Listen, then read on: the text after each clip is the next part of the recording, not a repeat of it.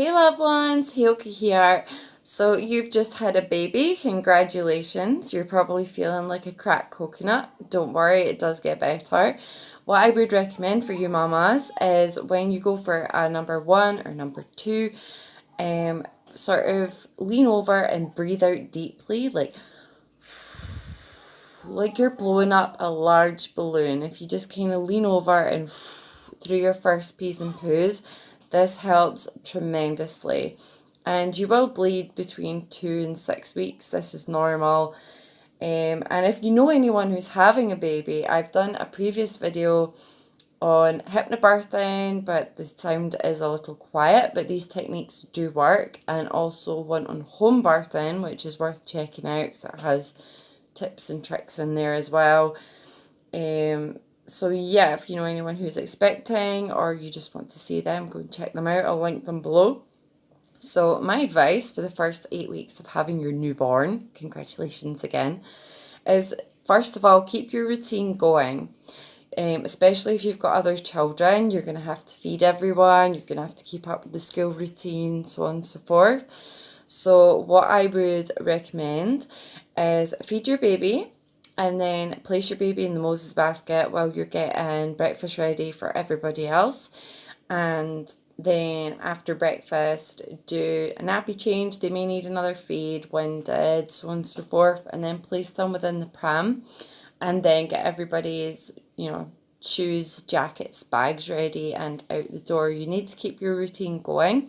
And also this teaches baby that baby can't always be held and baby can't always be seen to on demand as much as you can have baby-led feeding. And nappy explosions do happen, but you need to make sure that your school routine isn't going to be disrupted and also that everyone's getting fed. And baby does just get used to the clocking system of, okay, after my feed, mommy's going to put me in the Moses basket. I know I'm going to be here until everyone's eaten and then I will get my attention again. Like they do just fall into your routine. And what I would say as well is keep up with the washing. You're going to go through a tremendous amount of washing with having a new baby, especially if they have reflux, as they will be sick regularly over their clothes, your clothes, blankets, muslin cloths, bibs, the list goes on. So don't skip the washing for one day because then it can be easy to fall behind. And I have done a previous video on reflux as well if you'd like to check that out. Babies are absolutely amazing, especially their senses. And you will notice that your baby will begin to follow you around the room. They will be looking for you all the time. If you're running around cleaning up toys and dusting and getting on with your routine, they will watch you and they will follow and track you wherever you go. Baby will always be listening out for you and paying attention to the voices around that they may have heard from within the room as well.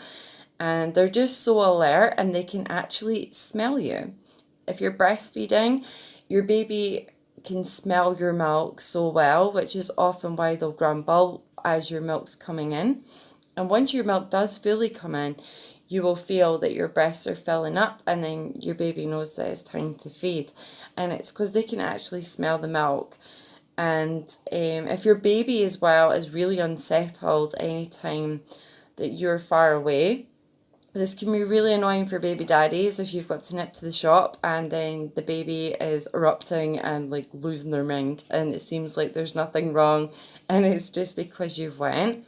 As a holistic healer, I can say that I fully believe in energetics and everyone has an auric field and you and your baby are so connected from pregnancy, and this means that now when you leave your baby is fully aware that you're not within the local area and they will just sense that you're away because they can't smell you anymore, they can't hear you, they can't see you, the aura is being separated. So don't worry about if they're overly unsettled when you leave them with family members. It's just their natural instincts and it's really quite a compliment. So don't worry about that. You just have to reassure other family members that this will change in time And breastfeeding, it does seem like it's going to be forever that you're feeding for, but it passes really quickly.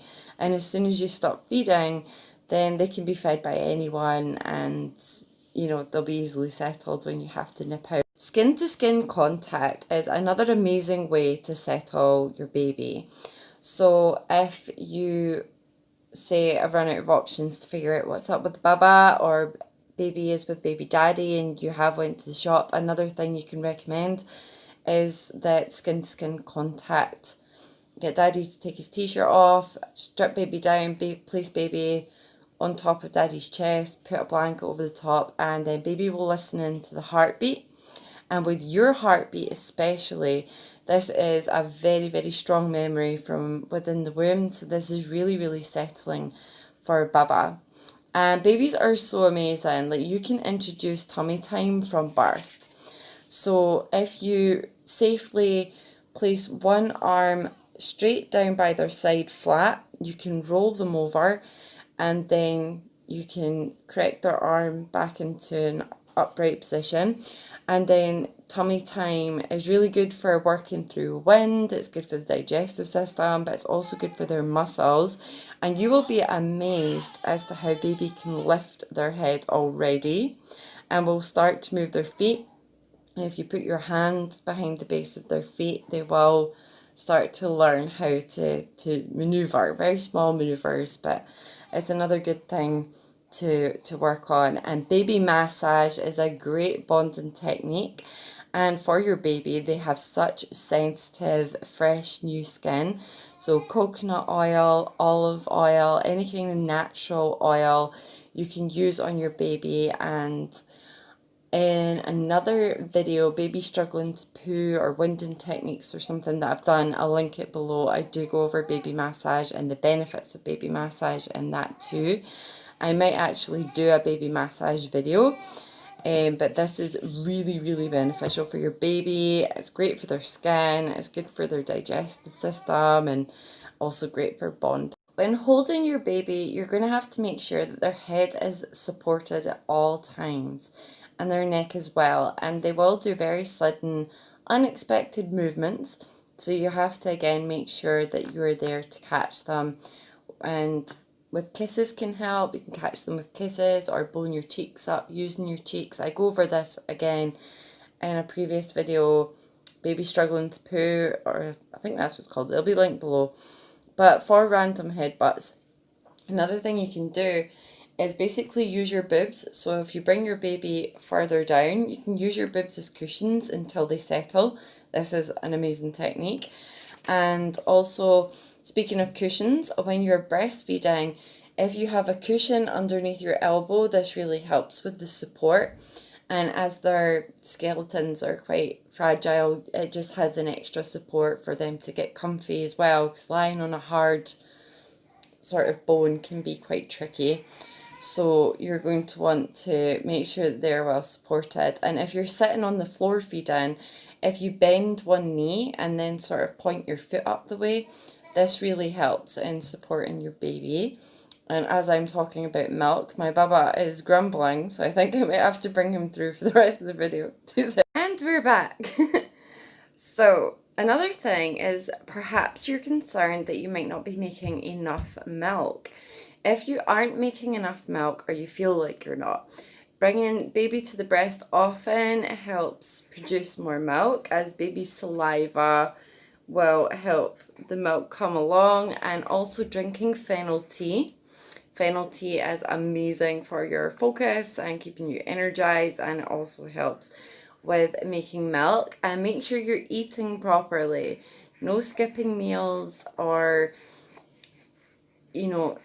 having like smaller portions, or worrying about your weight or anything like that. You have plenty of time to get your figure back. Focus on that when baby's like a year plus. For just now, make sure you're having big meals. You could be snacking on fruits and nuts and nibbles during the day. Just make sure that baby is going to have enough protein within their milk, and that you're looking after you. And I don't know about you, but when I was pregnant, my midwives did like a pee test regularly, and basically you peed on this little stick and it would change colour. And my midwives could tell when I was having too much sugar because the sugar would show up in my pee. So you have to make sure that you're not having a lot of sugar, as if it shows up in your pee, that means it will be in your milk, and you don't want your baby having lots of sugar. So look after your diet, because you know you need to eat so Baba can eat, and you need to make sure that it's going to be healthy. And massaging your breast can help, especially if you end up with mastitis. I might do another video on that. That's when there's a milk blockage. So you just kind of do your breast massage, and you can do that on your own, or you can use like olive oil, any kind of massage oils that are natural. But make sure that you don't get the oil on your nipple. So round the nipple and on the breast, but not on the nipple, just in case there is any blockages. And expressing by hand may be easier than expressing with a pump. And the way that you do this, oh baby, is basically round your nipple you have the dark circles, I think it's the areola, and if you just kind of use this as a point to get the milk out, this can help. And again, with the breast massage right the way around your breast, that helps. And for winding, I've went over winding techniques in a previous video, but there was a few techniques that I missed out. So again, if you go to the video on baby struggling to poo, I do go over winding techniques and how patting in a heartbeat rhythm can really help. And if you do like baby massage at the base of their spine and then work your way up, this is a really good way to bring up milk and wind, because they will spit up. I mean, my little one here has really tricky reflux, so he leaks a lot of milk a lot. But it's just about, you know, supporting baby. Hello, I'm talking about you. Sorry, he might be really distracting during this video. And as you can see, he's a lot bigger. Your babies will grow very, very, very quickly. So they won't be tiny, delicate, like newborns that curl up on your chest forever. Our son is 3 months old and he has grown tremendously. But anyway, cluster feeding as well. If you are feeling that your baby is attached to you all the time, don't be depressed. This is normal, and it's cluster feeding. So they do this every time they grow, and they will need to have continuous feeds for like 3 days at a time, and this is just because they're going through a growth spurt.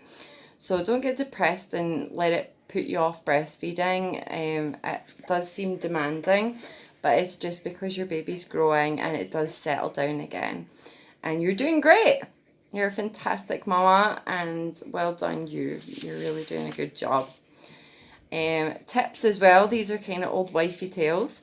If your baby is unsettled and their hand is clenched, then that means apparently that the baby is full and that they're struggling with wind. And an open hand means that they're hungry and they need a feed. So that's some old wifey tales. And also, pay attention to your baby's soft spot. So locate where the soft spot is, and then pay attention. Like sometimes you can see their heartbeat at the top of their skull. And basically, if it's dipping, that usually is a sign of dehydration. So you're going to want to feed your baby more, or encourage your baby to have 2 ounces of boiled water once cooled down. Again, checking the temperature on your wrist. And if it's risen, that can be a sign of infection. So phone your health visitor just to have a general checkup. Just be really aware of your baby and everything that baby is doing. But your mama's know best. So just trust your instincts. A few things that I missed when it came to winding techniques in my previous video would be, you can cup baby's chin. You're going to be my example. You're burping already. Oh, and there's a reflux. And then just pat up baby's spine. So just making sure that you've got a support for them to rest their chin on, and that you can easily come to the back of their head if there is any sudden movements. This is a good way to wind your baby. And also rubbing between the shoulder blades is really good in a clockwise motion. And there's the super baby position. So if every technique that I've recommended in previous videos or this video isn't working, then I pass baby to daddy. Hey, my divine masculine. So he will put our son in like a Superman hold and basically hold him on his arm with the head being supported again by the hand, and they're basically like in a super baby pose, and he will walk around the room like that with them, and that settles him really, really quickly. When baby is a newborn, it's easier as they're huddled up and like their spine curls up, and they're easier to have on your chest. Whereas, as you can see, when baby takes a growth spurt, they really, really double in size. And then they're just as big as you. So you have to really work with the baby massage up and down their spine, between the shoulder blades, and doing the heartbeat sort of pats and rhythm. Motherhood is giving up your previous life and dedicating yourself to serving your children, as they need you. Your little ones need a lot of support, and you know, be thankful and grateful for any help you get from friends or family. There's a lot of mums out there that are on their own doing it all. So just make sure you're showing appreciation if you do have a lot of help, because sometimes with tiredness and feeding's very draining, you can forget. But just be really appreciative of those that are supporting you around you. And be prepared to get up and do nappy changes, feeds and winding for 5 to 6 times during the first 8 weeks. For me, I found that between 8 weeks and 12 weeks, it settled down to just 2 or 3 times a night, which is fantastic. You're so good. But for the first 8 weeks, for sure, it's 5 to 6 times that you will have to get up during the night. And as tired as you are, you can't get grumpy with your baby. Your baby needs you. Your baby's, you know, unsettled to communicate with you. And your baby is really, really happy to see you. You're your baby's life support system. So make sure you're always smiling, always talking positively. And, oh, you're up. We need nappy change, and do a nappy change. Give them their feed, and then feed will settle the crying, and snuggle them back up and settle them again. And just, even if you're struggling with reflux and there's sickness and sheets are needing changed all the time, you know, just put a puppy mat underneath your bed sheet, or underneath a blanket on top of your bed sheet. So then that way you can quickly change these during the night. And as exhausted as you feel, you have to always smile and be, I'm so happy to see you, you know, you just sleep good, and get on with their needs. If you have a partner and it's annoying you that your partner is not getting up during the night to help with nappy changes, feeds, and it's starting to affect your mood, the best thing you can do is remove yourself from the situation. So even if it means temporarily that you sleep in a different room, this will make all the difference. Is when you wake with baby, you don't see your partner sleeping. So then your instinct is, as an independent mum, is to look after your baby and see to your baby's needs, and you don't even think of baby daddy because you can't see them. So if it is causing conflict in your relationship, as they always say, a new baby will test your relationship, then the best thing to do is maybe to leave the room for a little while. So if you have another bedroom to go to, that is brilliant. If not, a mattress can fit behind the sofa. You know, invest in like, what, 50 quid in a cheap mattress that could have a waterproof side as well. And then you can store it behind a sofa is another great idea. And it's just making lemons, you know, when life gives you lemons, you make lemonade. And it's not going to be forever that you're waking up during the night having to say to babies need it. It's exhausting as it may feel. This time does pass, and in no time they'll be sleeping right the way through the night, and you'll kind of miss getting up. As strange as that sounds. But yeah, and establishing the family tree is really important as well. So with our little Baba here, I make sure that I'm kissing his sisters, I'm kissing his dad in front of him, and he will chuckle and find it funny and smile away. But it's good to do that and to go over family names and start to teach them who's who, and they'll already associate the voices from within the womb that they were hearing. So it's really, really good to interact with baby and, you know, establish the family tree, and you can sing songs to them, you know, and letting the siblings interact is very important. As much as you will be very, very protective over your newborn, you're gonna find it really beneficial if you encourage your other children to read stories and to sing to the baby, to show the baby toys, and to help fetch a packet of wipes for nappy changes, or if baby's been sick, oh, do you mind getting your brother or sister a bib, you know, help them feel involved. That is great for bonding and establishing, you know, positive family memories.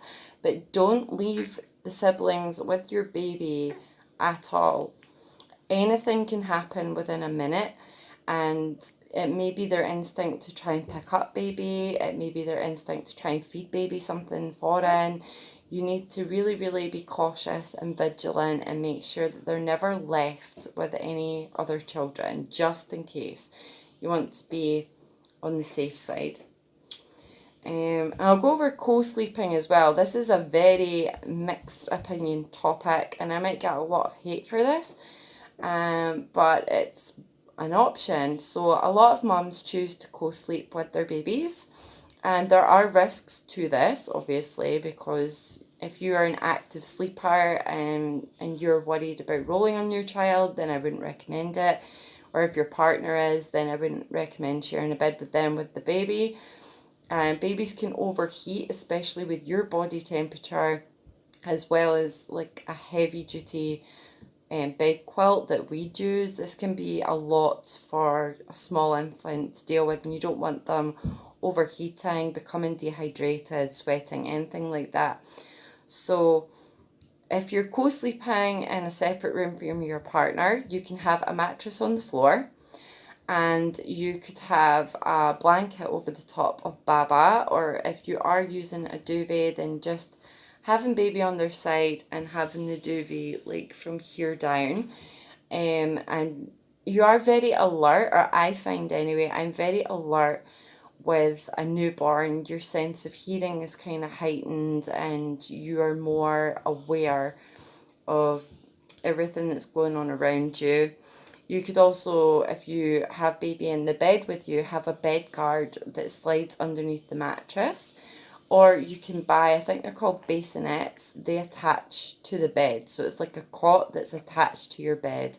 So they're still sleeping by themselves with a light baby quilt or blanket.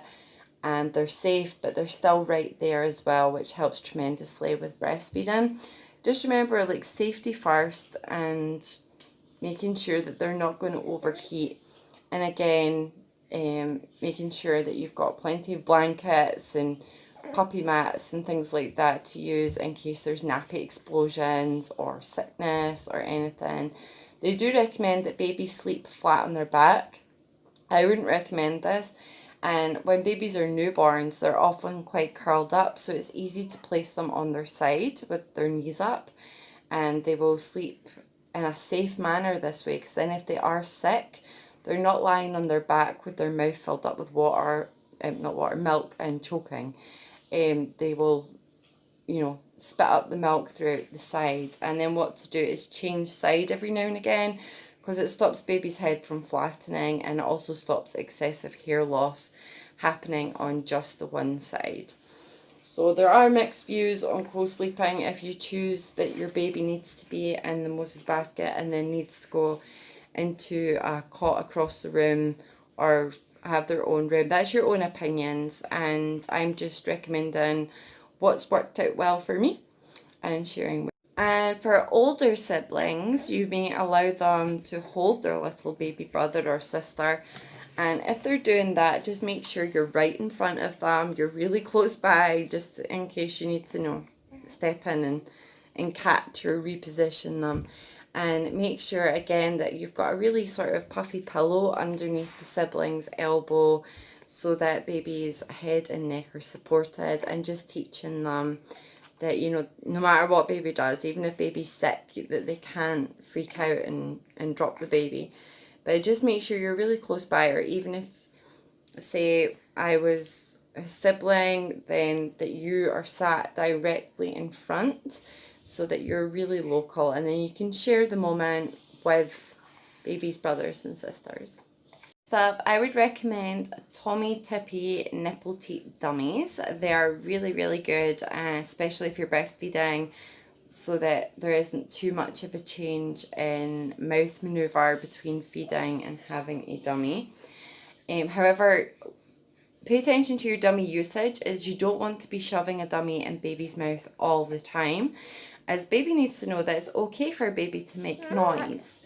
And you want to encourage baby to interact with you, to baby talk, and that, noises are okay, and it's a good strong form of communication. So don't shove a dummy in baby's mouth all the time. And dummies can really, really help with reflux, but if it's after a feed, 20 minutes after a feed, then you know that they're going to be happy, settled and well, so they don't need their dummy. Also, with communication, emphasize words from birth. So before you feed your baby, are you hungry? Hungry? And then put them onto the boob. Before you change their bum, nappy, is it time for nappy change? If they're sick and you need to change their clothes, it's like, oh, are you wet? And then like pat on the wet area, oh, you're wet, and get it changed. And when you hear them farting away, like, did you do the poo? And doing the raspberry noises, then instead of them being unsettled, they'll learn to chuckle and that this is a funny event. And when you're burping baby, you can go, oh, windy pops when they do a burp. And, when you're snuggling up with them, let them know, like, oh, cuddles for mommy. And just emphasize words like, mommy's going to give you kisses. And then go, and get them with the kisses. Before they go in the bath, is it bath time? Place them in the water. Here we go, bath time, baby in the bath. And at bedtime, oh, it's bedtime, lie baby down. And then you're hungry and do the feed. And again, just, going over names, and this really helps. And even though they're not going to speak for a long time, it helps their learning skills and their recognition of what time it is and what's going to be happening and who's who. An eye out for cradle cap or dermatitis, which can build up on their scalp or also in their eyebrows, as this can spread really quickly and you don't want your baby having an itchy scalp, any hair loss going on.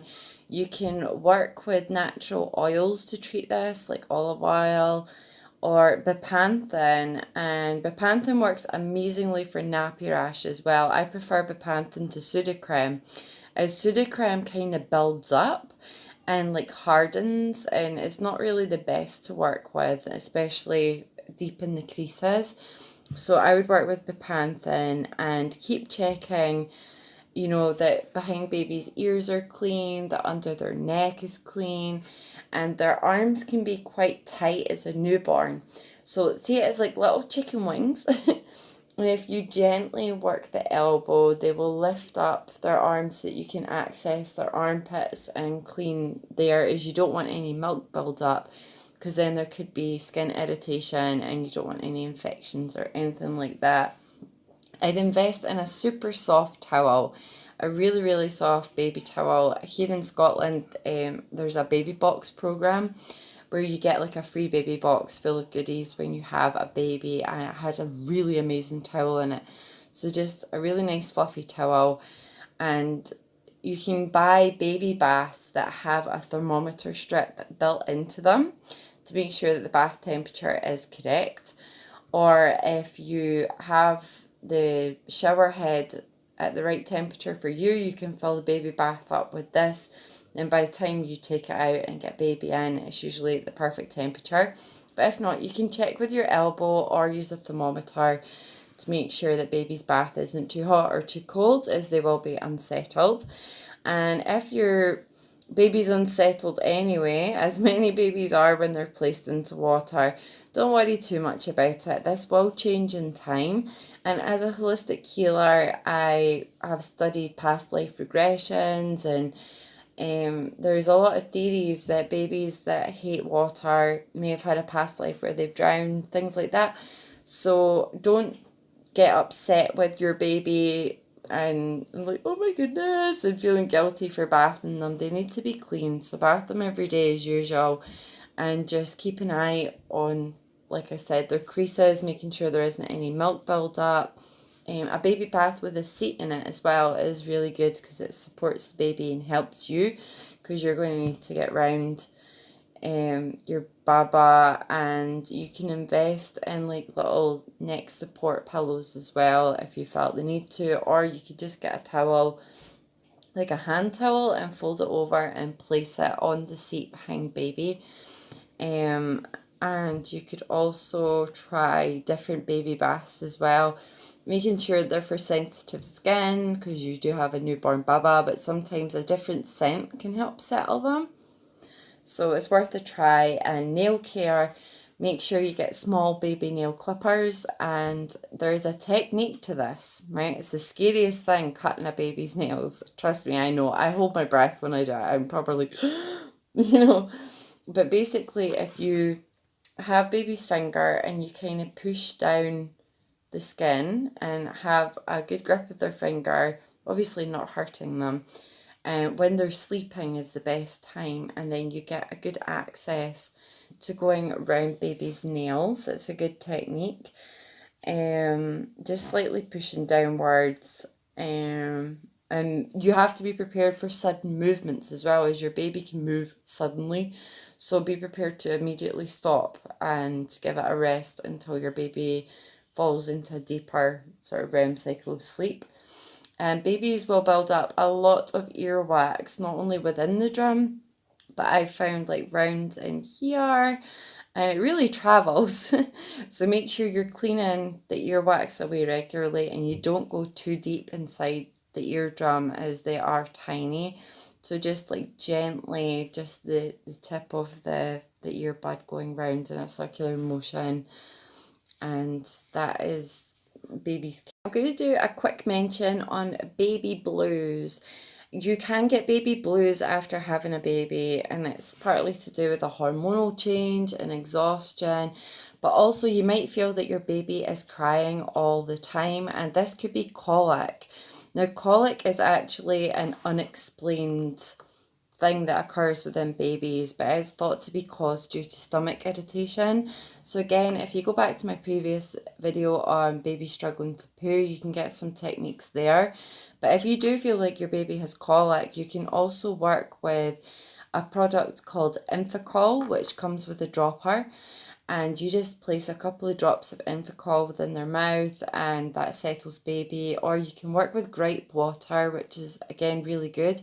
Gripe water doesn't come with a dropper though, so you'll either have to put a small amount on a baby spoon and try to give it to your baby, or you can buy the Infacol and use the dropper for both. But just do what feels right for you, and just remember, it can be depressing listening to constant crying if your baby does cry excessively. But just remember that your baby loves you. You're your baby's whole world. You're their care support system, the love of their life, and they're not meaning to give you a hard time. And don't get upset when your baby does. Your baby is just trying to communicate with you. And if you find that your baby frowns a lot, just laugh at the frowns and smile often. Smile at your baby all the time, as they need to feel loved and reassured, and then they will mimic what they see. So just again, stay positive, and baby massage can help tremendously as well. And you can read your baby stories, laugh with baby, smile at baby. You know, that this time will pass if you are struggling. Staying social is really important as well. So if you get in touch with your health visitor, you can find out about local breastfeeding groups that are on, any pram meetups. You can do meets over FaceTime, over Zoom. Make sure you're talking to other mums as well. It's just really good for your mental health. And if you do any pram meetups, it's good for baby to hear unexpected sounds from other children, and it's good for them to be social as well. So make sure you're getting out and about, or at the very least that you are doing Zoom chats, FaceTime. It's hard with coronavirus and the lockdowns and stuff, but try and make connections as best as you can, and you learn so many tips and tricks from other mums. With your pram as well, you can get quilted swaddles. These are amazing because they keep babies super warm for these cold winter months, and it's really good when you're in a hurry and need to go on the go quickly. And you can use a rain cover over your pram as well as protection from any kind of viruses that are going on, and it stops people from going into the pram and messing with Baba. I found that really useful. You will need like an oyster pram or a lying down pram to start with. And take pavements and steps slowly with these buggies, as you don't want baby flying around in there. Now, from 6 weeks onwards, I found that my babies begin to chuckle and do the baby talking. And if this doesn't happen, don't be too concerned, as they all get there in the end. You know, all babies, whether they're slow learners, whether they're fast learners, it doesn't really matter. They will all get there in the end. And your baby won't need much to start with, but you could invest in a baby playmat and a baby chair or bouncer, even baby swings as well, and Moses basket. These are, and once your baby can roll over or is too long for the Moses basket, it's time to stop using that for safety reasons. But with your playmats, anything that has lights and sounds and things, fascinators that are dangling, will be perfect. With teddy bears, make sure they don't sleep with them just in case it ends up in their face. And make sure that there's not any parts or fur that's easy to rub off or come out. I found that baby grows with buttons down the front are the best to use. They're just so much easier to work with for changing, as babies sometimes just don't like their arms being messed with. So if you have something you can unbutton, this works amazingly. So I highly recommend baby grows, and you can layer up joggers and zippers on top of that, and get like mitts as well if they're cold. And if you've had a summer baby, they release heat from their head and also from their feet. So if you take their socks off, this can help cool them down. And get the baby grows that are like t-shirts and they have the buttons at the bottom. But yeah, your babies are going to grow super fast as well, so stock up on the next few sizes. As with my little one, by the time he reached 9 weeks, he was in 6 to 9 month stuff, and he was quite a small baby when he came, and he'd also reached size 4 nappies. So be prepared, and I hope that everyone is happy, blessed, and well, and enjoying their newborns. And I will leave it at that for now. Blessed be, loved ones.